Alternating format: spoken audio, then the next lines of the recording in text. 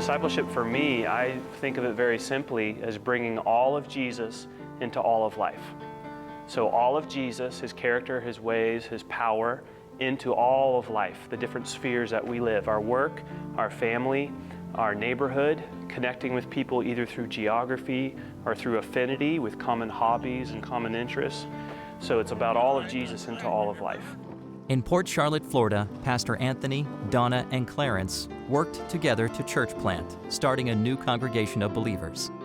Since church planting is one of the most effective ways to make disciples, this group begins here, using Christ's method as a compass. Christ mingled with people from all walks of life and sought to do them good. Because of Jesus' example, this community has found great relief and assistance through the selfless ministry of the people following Jesus' way. Yes, it's, the recipe for making disciples is just to love on them, because Jesus will write the rules on their heart when the time is right, but they have to experience God's love first before they're willing to trust Him enough to do the rules, because they can't do them. Through a work of love and compassion, God has brought many gifts to the lives of those who engage in Compass communities. The good things that He has brought to my heart is to serve other people, but the biggest thing is to make sure that I have time to spend with Him, because if I don't have time to spend with Him, then I'm not filled with His Holy Spirit, and then I'm doing it in my own strength instead of His.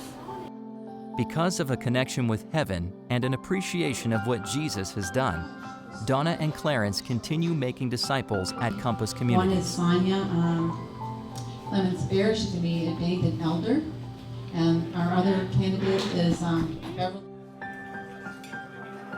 Friday evenings, they serve the best free meal of the week as a reminder to people of God's special love for them.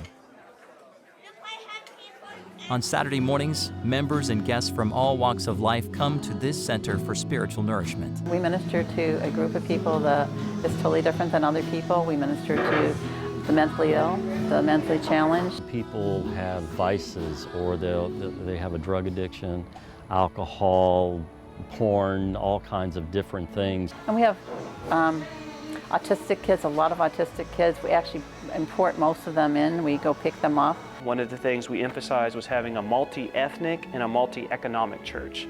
So a church that's both diverse in ethnicity and income levels. And if you go there today, you'll see people drive up in cars that have real-world jobs. You'll also see people that literally slept in the woods the night before and either walk or ride their bicycles there. So to see people break those chains and get back to the way Christ would have them live is really neat. And isn't this what Christ came to do? He came to show what God is like in practical and tangible ways, in a manner that matters. So we believe that the world doesn't need to see a church that's an affinity group, where everyone's the same, looks the same income level, same background. The world needs to see a church that's truly diverse. And in that, the community says, what's going on here? They see something different, not just because of your theology, but because of the diversity, and the only thing that's drawing those people together is Jesus Christ.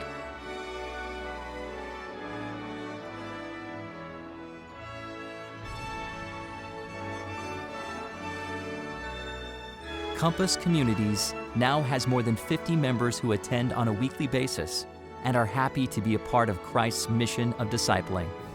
They are asking for your prayers for their ministry and for a new building to serve the people of Port Charlotte in even more ways.